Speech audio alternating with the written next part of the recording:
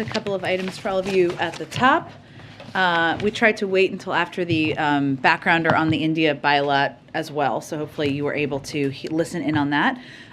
Today, as part of the fight to help Americans deal with high costs, the Vice President is announcing new actions to protect consumers and lessen the burden of medical debt on American families. She'll be joined by administration leaders, including HHS Secretary Becerra, CFPB Director Chopra, and OMB Director Young. Medical debt is now the largest source of debt in collections, more than credit cards, utilities, and auto loans combined. But it is not just a financial issue. It can have negative health effects too.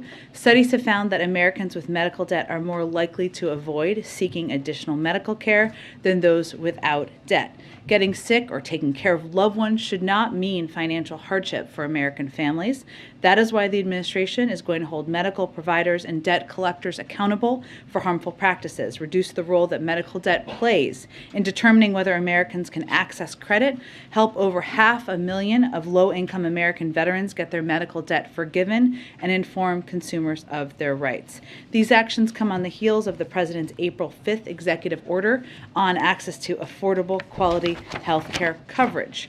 Also wanted to note that today our administration launched a rural infrastructure tour to double down on the President's unwavering commitment to building a better America where rural communities thrive. The White House released a rural playbook to help state, local, tribal, and territorial governments in rural areas unlock the historic investments from the President's bipartisan infrastructure law.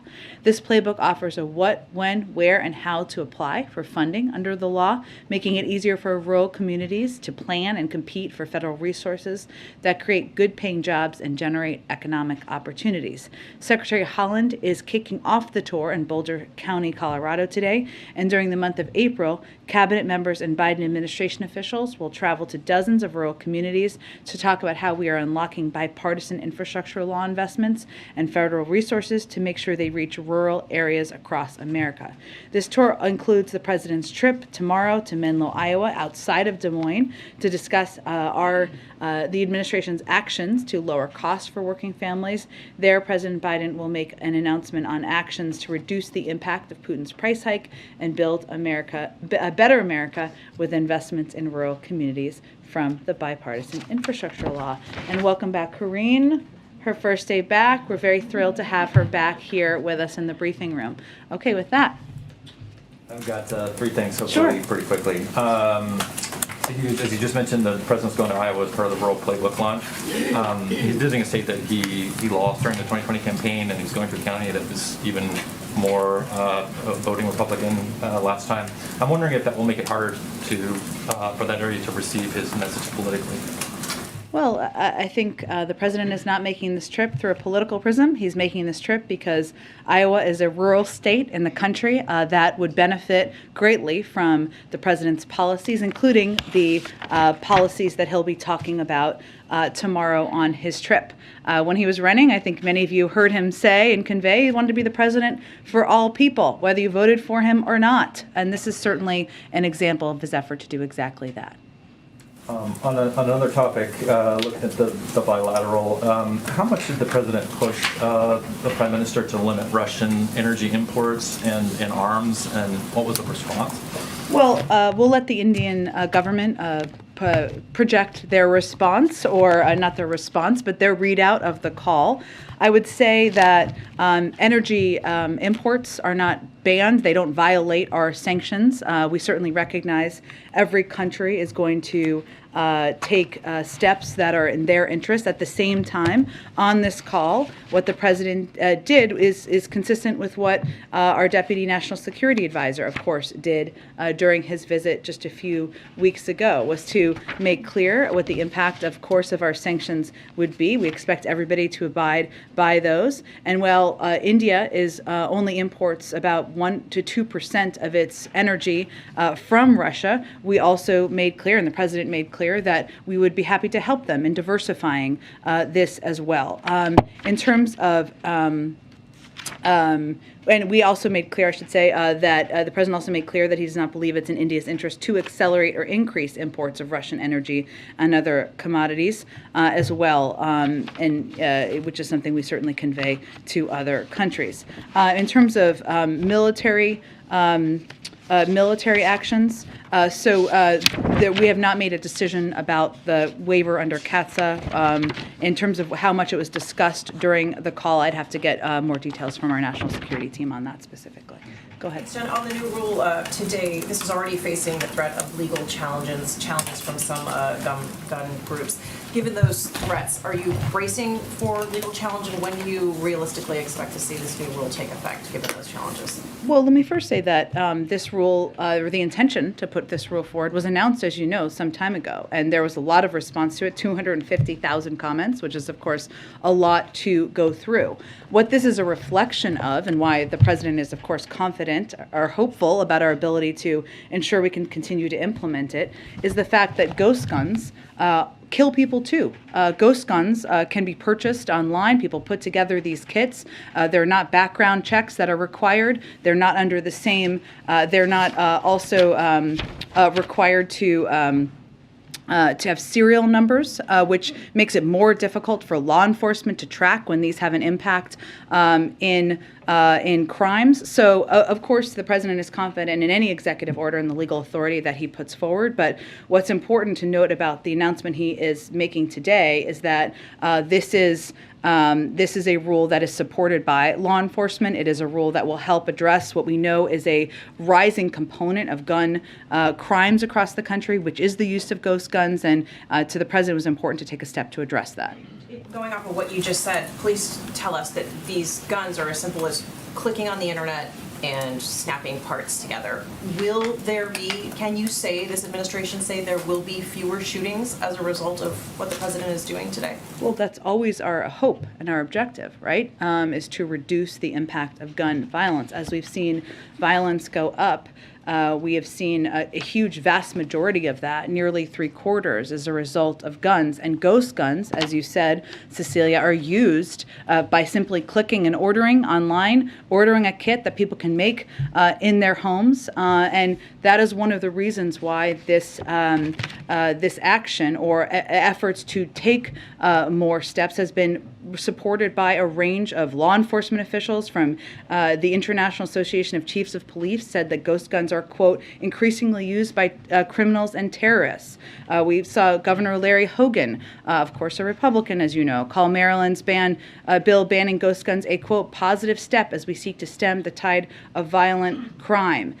Brown County, Wisconsin Lieutenant Matt Ronk said ghost guns are, quote, a new threat. And there are a range of police leaders and officials across the country who have conveyed how important both these components that the president is announcing today are to addressing the threat of ghost guns. Hey, Jim, just to follow up, did the president get a commitment from Prime Minister Modi not to accelerate or increase imports of Russian energy?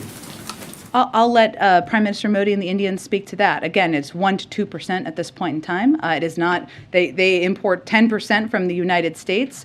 It is not a violation of any sanctions or anything along those lines. It was a constructive, direct conversation, but I will let them speak for themselves. And secondly, the president said he wanted to meet Prime Minister Modi in Tokyo on or about May 24th. What else can you tell us about this trip? The president is looking forward to going to Asia at some point, but I don't have any more details at this point in time. Clearly he's excited since he talked about it today. And lastly, any details about this announcement tomorrow in Iowa? Is it related to ethanol? I don't have any more details at this point in time. As you all know, we are taking a range of steps to reduce the price of gas, to move us toward a long-term, more clean energy economy, but I expect we'll have more of a preview for you later today. Go ahead. Thanks, Jen. Back to the conversation with Modi. Did the president urge Modi to speak out more forcefully against the Russian invasion?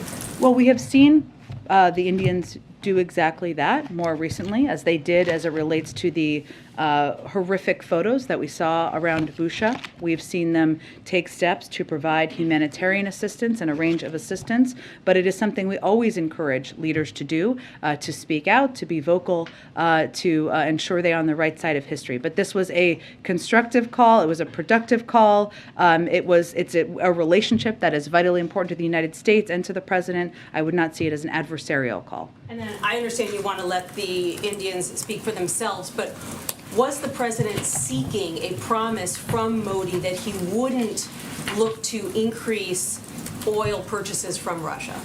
Well, we are, the president both conveyed that we are here to help them diversify their means of importing oil. Again, the imports from the United States are already significant, or much bigger than the imports that they get from Russia. And we, of course, the president conveyed very clearly that it is not in their interest to increase that. But beyond that, I would let the Indian leaders speak for themselves. And then finally,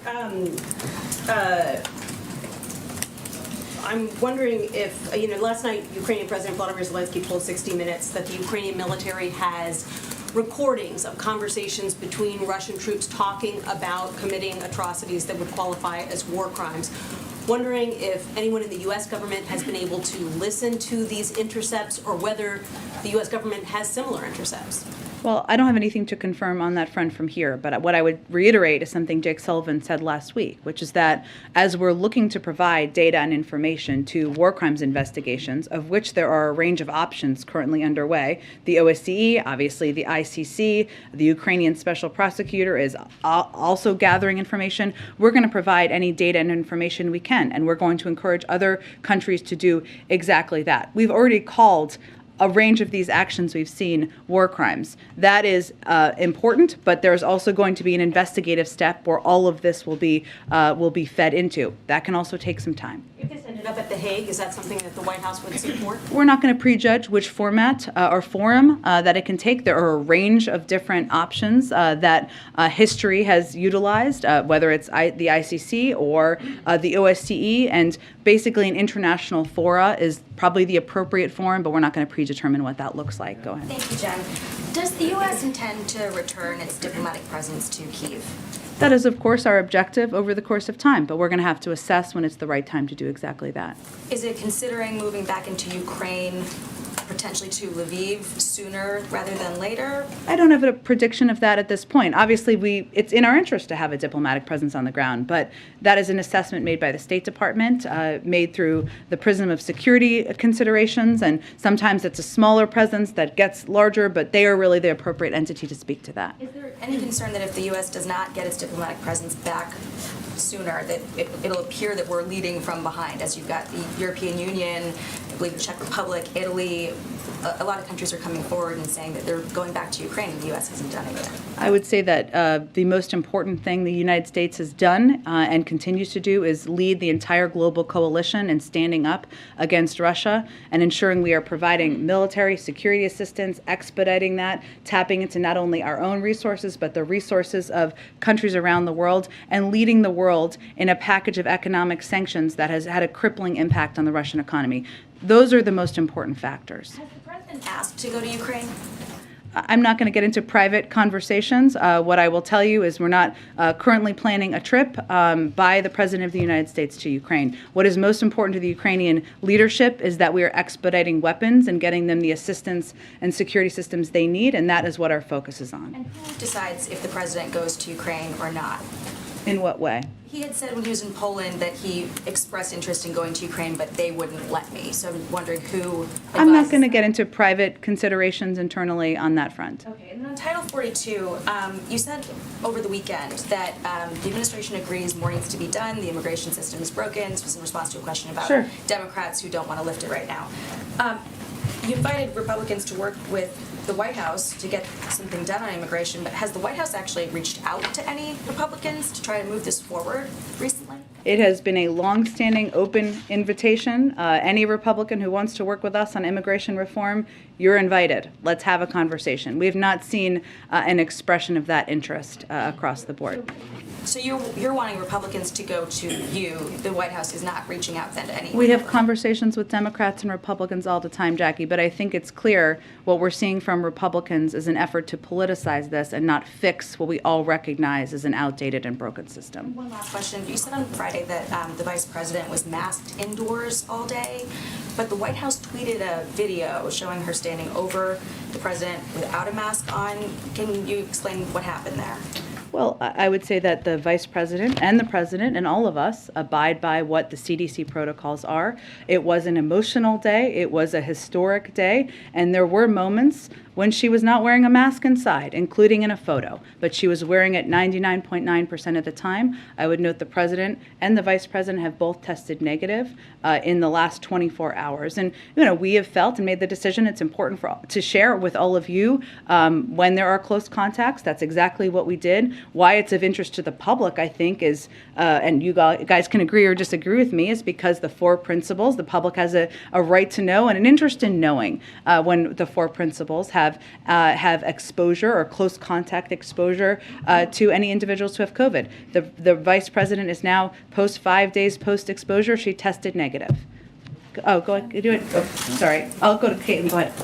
Go ahead. Sorry, I jumped around. I didn't mean to. Go ahead. Speaking of India's response to Russia's invasion, they have abstained from several votes at the United Nations condemning the invasion, suspending Russia from the Human Rights Council.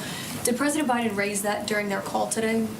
I don't have any more details beyond what was raised or briefed out in the background call. Obviously, the call concluded. We just did a briefing call. I don't have any more details beyond that. So you can't say if President Biden asked them to condemn the invasion? They have condemned the recent horrific atrocities we saw in Busha, and certainly, as we see more, we expect them to do exactly that as well. What does the U.S. assess this new Russian general overseeing the invasion will mean for it going forward? Well, I would say our view is that even a changeover in personnel or leadership at the top is not going to erase the fact that this is a strategic a failure for Russia. What we should all be aware of, and we are certainly aware of, is this is a general who was already responsible for overseeing atrocities in Syria, and that we would expect that it would be a continuation of the type of atrocities we've already seen take place in Ukraine. But again, they have not. It is not gone as President Putin has planned, and we don't expect a change in personnel would change that. Are you concerned it could get worse? Well, I think, Caitlin, separate from any change of leadership at the top, what we have seen or we expect is as they have coalesced their resources and their all of the resources that they have into most of them, I should say, into eastern Ukraine, we certainly expect that they will seek to surround and overwhelm Ukrainian forces in that part of the country. We expect Russia will continue to launch air and missile strikes across the rest of the country to cause military and economic damage. And we expect this stage of the conflict could last a long time, and we should have no illusions that Russia is going to adjust their tactics and make them less brutal. And certainly changes in leadership reflect a continuation of the type of atrocities we've seen, or the type of approach that we've seen and we've also predicted from the beginning. And just to follow on Jackie's question, what is the threshold for reopening the U.S. Embassy in Kyiv? I'd point you to the State Department if they have any more specifics they want to outline publicly. Obviously, we want to have a diplomatic presence on the ground. That's always going to be our objective. Go ahead. Oh, Kelly, go ahead. It's been years since there's been a confirmed ATF director, Yeah. and what do you think will be different now with this new nomination the president's putting forward? And do you think the absence of that kind of leadership has had any part in the increase in gun violence the country has seen? Well, it's hard for me to make a conclusion, or us to make a conclusion on that from here. But what we know is that having confirmed leadership leading any agency, including one as important as the ATF, always is going to make the systems, the processes, the ability to get policy making done more efficient and effective. And there's no question it's a net positive to have someone confirmed to lead ATF. I would say that Steve, who is our nominee or announced a nominee, is a highly qualified candidate with decades of law enforcement experience, including through partnerships with the ATF to prosecute complex cases and take down violent criminal gangs. He's received bipartisan support from law enforcement leaders. He was confirmed unanimously when he was nominated to serve as a federal prosecutor. And our view is that if Republicans are about getting tough on crime, as we are, and keeping our communities safe, they should support a career prosecutor like Steve Dettelbach, who can make ATF more effective in getting guns off our streets and stopping criminals. And it's in all of our interests to have a confirmed nominee, and we think he is eminently qualified to do exactly that. And just to follow on the issue of the vice president and the masking, a couple of times you've cited emotional day, important role she was playing.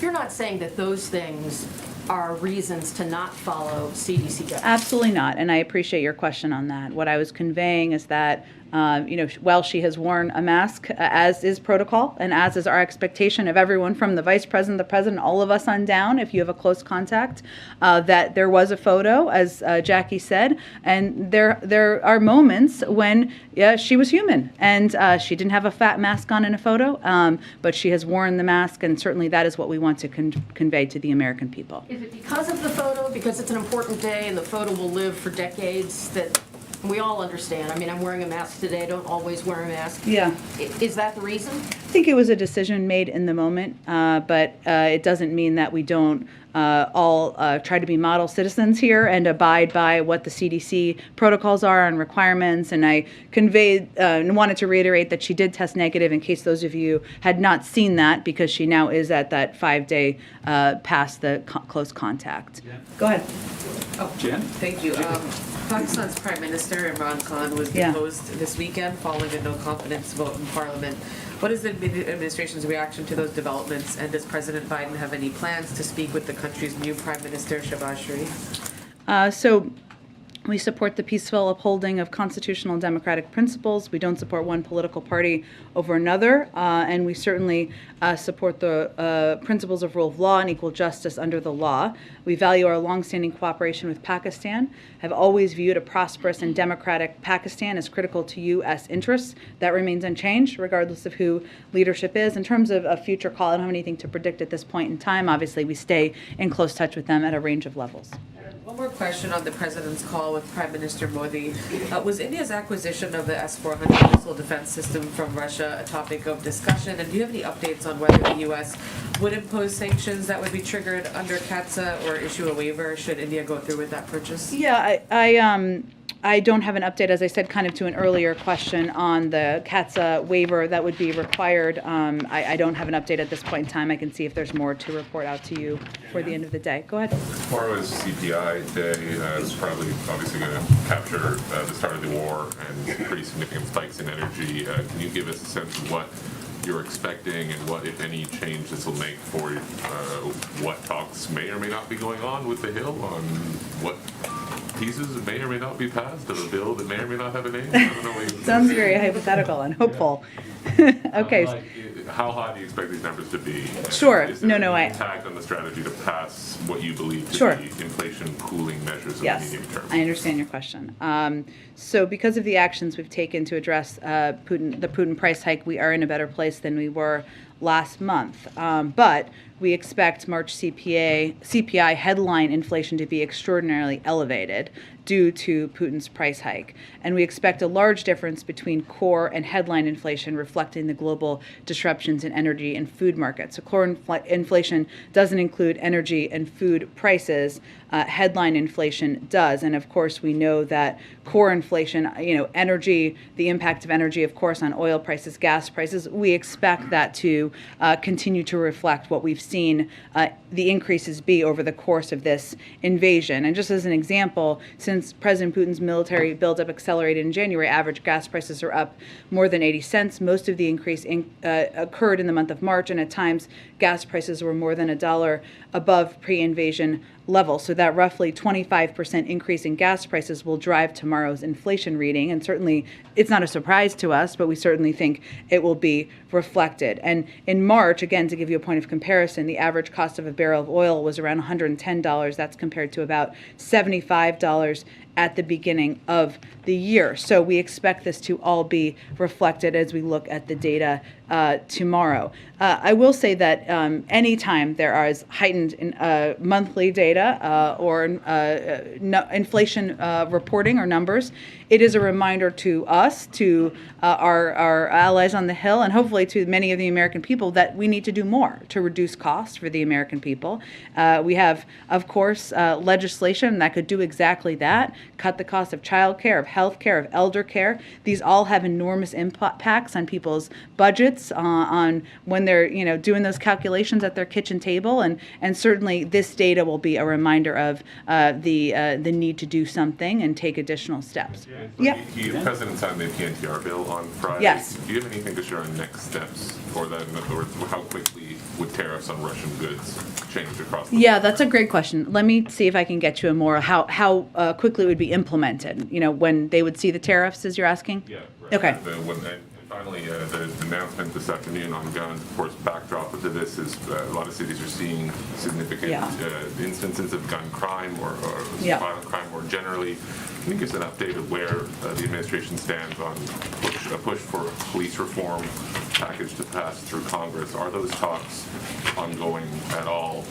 Or is the calculus of the sort of escalation in crime has made it even more difficult to pass the police reform package right now?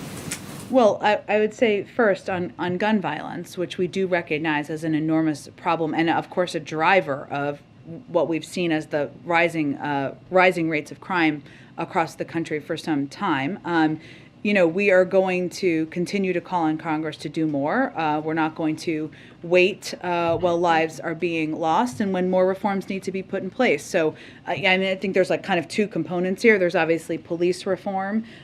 There were bipartisan conversations. We sort of paused on our review of an executive order for that period of time out of respect for that process. Obviously, that's not a process that is rapidly moving forward. We're continuing to review and have every intention of the president signing an executive order on police reform. I would note that we have also taken steps from the Department of Justice to ban chokeholds and take other steps that we have the capacity to do from the federal government. But in order to make reforms impactful over the long term and more expansive, we need legislation. On guns, we have also taken steps. The president has done more to fight gun violence and keep our communities safe than any president in history in his first year in office. This is obviously an issue that is close to his heart, something he's passionate about and has been for decades. And choking off the supply of guns being used in crimes, including by cracking down on gun traffickers and firearms dealers who are selling guns illegally, is one of the steps we've taken. But also we've taken steps to put more cops on the beat, investing in proven community-based programs to make our streets safer, doing all of this to prop up while also supporting reforms, local police, make sure they have the funding they need, while also putting in place, in whatever capacity we have, gun reforms measures, as the president is doing today, to help address some of the rising impacts like ghost guns. Your assessment that right now there's no appetite in Congress to pass the George Floyd policing bill? I don't want to speak for Congress, and so they can speak for that and what they think the potential is. And obviously we're going to continue to advocate for that, to push for that, to press for that. But we're not going to wait to take additional steps that we have the executive authority to take. Go ahead. Jen, if I can circle back to the call that the president had earlier today with the Prime Minister of India. A senior administration official did brief us earlier today and said that we haven't asked India to do anything in particular. This was on energy imports, but then later said we don't think Russia should accelerate imports from Russian oil. So can you tell us, did the president explicitly ask not for an acceleration of Russian oil?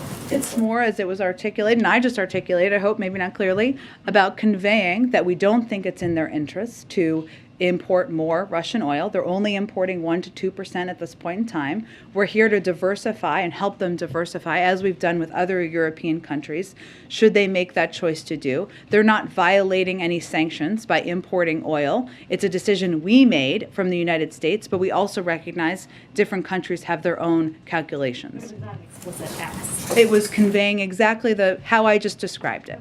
Can I ask you one other question on inflation? You were referring just a minute ago to the consequences of Russia's invasion of Ukraine and Vladimir Putin. I know we've often heard the administration refer to Putin's price hike. I just got back actually last week. I was out in Michigan talking to a lot of voters. who told me that they feel like inflation has predated the war. And I'm curious how the administration just, squares this all together. I mean, many voters do feel that inflation, and correctly so, predates the war, and it can't all be blamed on Vladimir Putin. We talked about inflation long before there was an invasion, but we also know that factually, if you look at the data, the average gas prices are up $1.80, 80 cents to $1. It's about a 25%. We've seen increase in gas prices since the start of this invasion, and we know energy prices is a big driver of the inflation data. So that's if you look at the economic data. It doesn't mean, I'm not suggesting every person in this country looks at data and assesses in that way. They assess how they feel and what the impacts are on them. We've long talked about, since at least I started this job, since the president came into office, the impacts of the pandemic on supply chains, how that's impacted a range of costs, and steps we're taking to address those, whether it's ensuring there's our goods moving through ports or other steps we can take to ensure there are, we fund chips manufacturing, because autos and the production of autos, maybe this was a case or an issue when you were in Michigan, has definitely been a driver over the course of time. So there's a lot of different issues, but there's no question that energy prices continue to be month by month a driver of inflationary data. And we know that since the start of this invasion, because of the reduction of oil in the supply in the global oil market, from Putin's invasion, that is a big driver. Go ahead. Jen, thanks so much. Just circling back to Kelly's question about the new ATF nominee.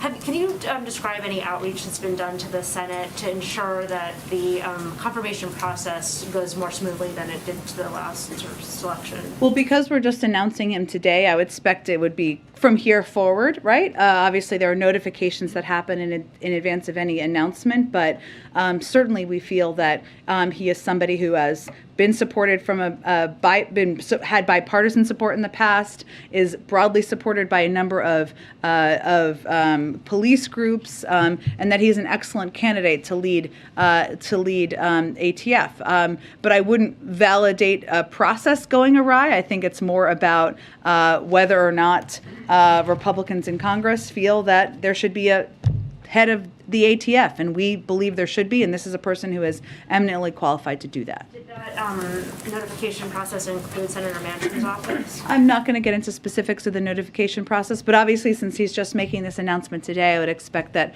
the outreach picks up from here. Okay. And then just on the president was photographed over the weekend in Washington, D.C. wearing a mask.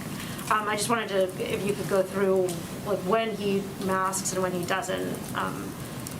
Would it appear that he did not have a close contact, but correct me if that's wrong?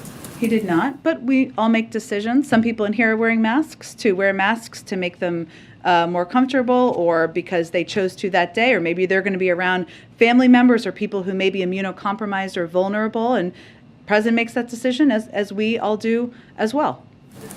Go ahead. Jen, could I just ask a kind of a broader question related to the Modi meeting? Sure. You've talked a lot about the president's leadership in terms of assembling a global coalition against Russia, but that global coalition isn't really global in the sense that there are many countries out there, India is one of them, that hasn't really joined, hasn't really taken a side. They've sort of adopted a neutral stance, as Caitlin mentioned, the votes in the UN, including the most recent one on kicking Russia out of the UN Human Rights Council. So, do you all consider India an example of a kind of failure to broaden the coalition to countries like India beyond the sort of core European countries? And if so, was this call used, or does the president see pressure to use a call like this to expand that global coalition even further, so that Russia doesn't have the kind of lifelines that it needs to escape the sanctions and the like? Well, I would say building far more than 50% of the world's GDP into a global coalition is hardly a failure. I don't think anyone would call that a failure. But what India has done to date, and our objective, and part of the objective of a phone call like this, is to have a diplomatic conversation to build on this, right? Recognizing that countries go at different paces and taking steps to support countries like Ukraine. What India has done to date is they have condemned the killings of civilians in Bucha. They've supported calls for an independent investigation. They've provided over 90 tons of humanitarian relief material to Ukraine and its neighbors, to include medicine and other essential relief. Earlier in the conflict, they also used its resources to evacuate almost 150 foreign nationals for 18 different countries. So part of our objectives now is to build on that and to encourage them to do more. And that's why it's important to have leader-to-leader conversations. Jan? Go ahead. The last mandate for public transportation, like trains, buses, and airplanes, expires next week. Does the White House or the administration have any plans on extending that?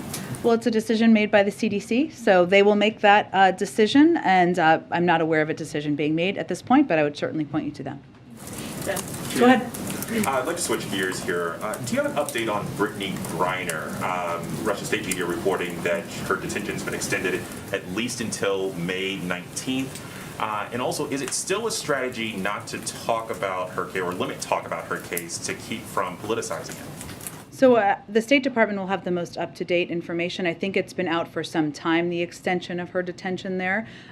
We typically don't talk about cases in advance of having a Privacy Act waiver. Once we had a Privacy Act waiver, we can talk about it more.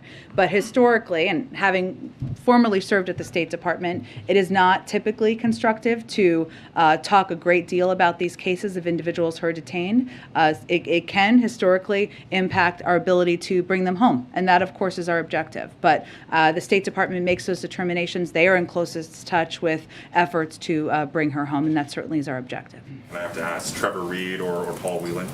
Again, these are, of course, individuals, and we want to do everything we can, and we are doing everything we can to bring them home, including raising their cases at every opportunity. But typically, it does not benefit the cases to talk publicly about these cases, and I would use evidence of some individuals we've been able to bring home from a variety of places in the last several months where we didn't talk a lot about them in advance. Our goal is to bring them home. Go ahead. Thanks, Jen.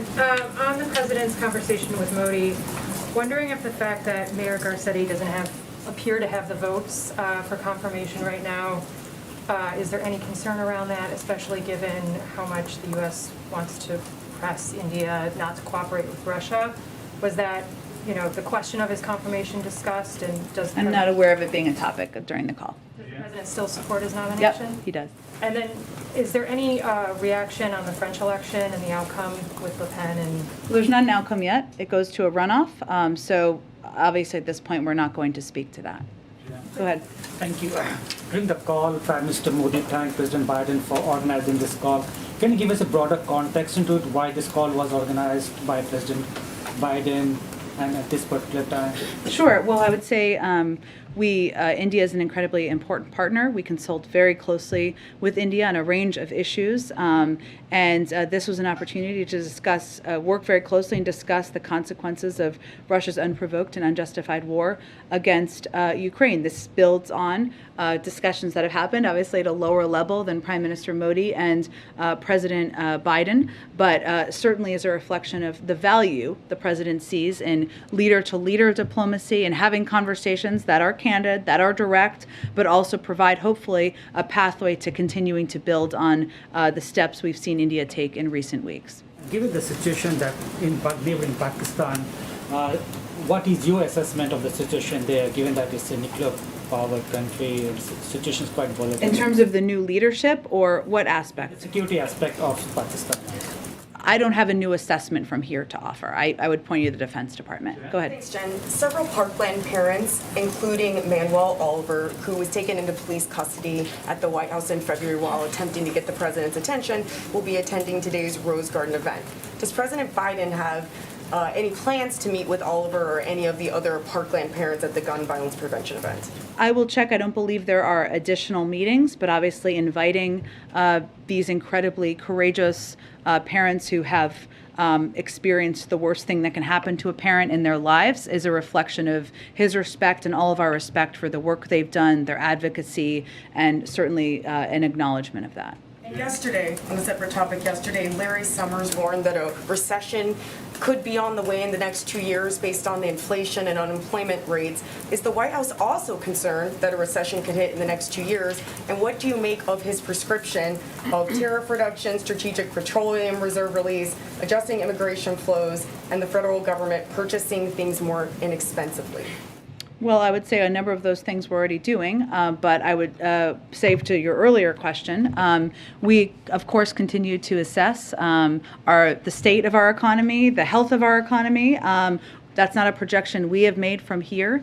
We believe that the economy is strong. We have created more jobs last year than any year in American history. We saw the unemployment rate at 3.6% last month. And we know that as we're continuing through an economic recovery, that there are areas that we need to focus on, including bringing down costs for the American people. But we are continuing to assess. We've not made that projection from U.S. government economists that Larry Summers has made. Go ahead. Thanks, Jen.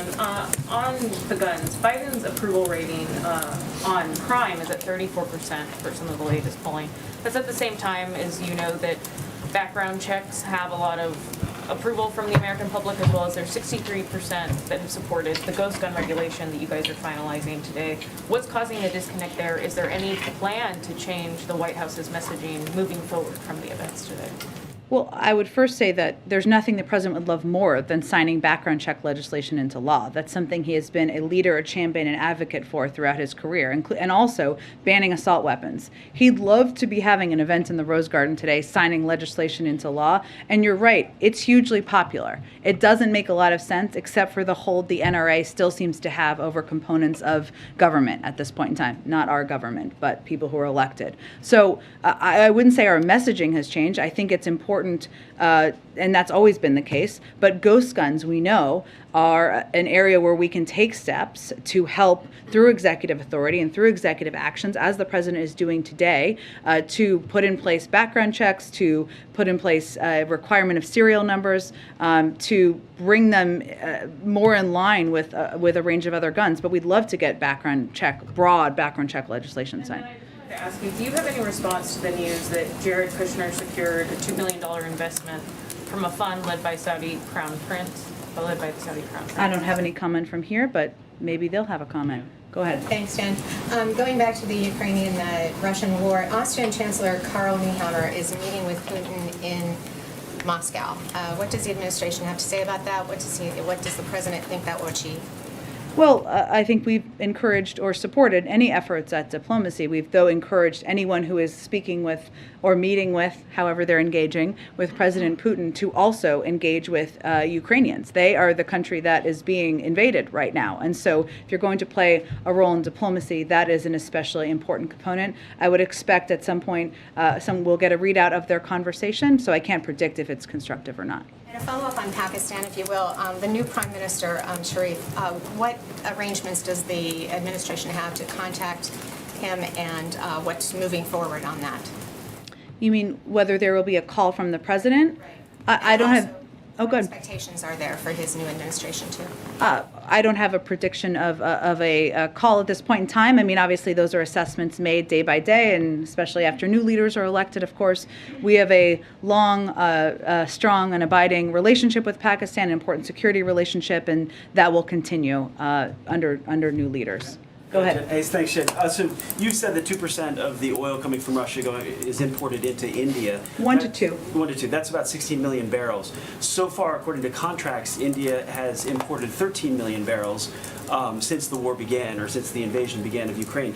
Why not just come out and ask them to help isolate the Russian president? I think the president conveying, our deputy national security advisor conveying, they should take steps. We encourage them to take steps to diversify. We're here to help and assist in that, and also conveying it's not in their interest to increase the import of Russian oil. I think that speaks for itself. But we also know different countries are going to make decisions based on what their needs are economically and what the needs are for the people in their country.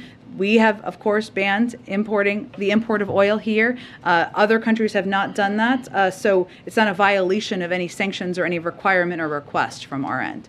On inflation, so you're saying that because of the president's work, then we will see in the core inflation without gas and food.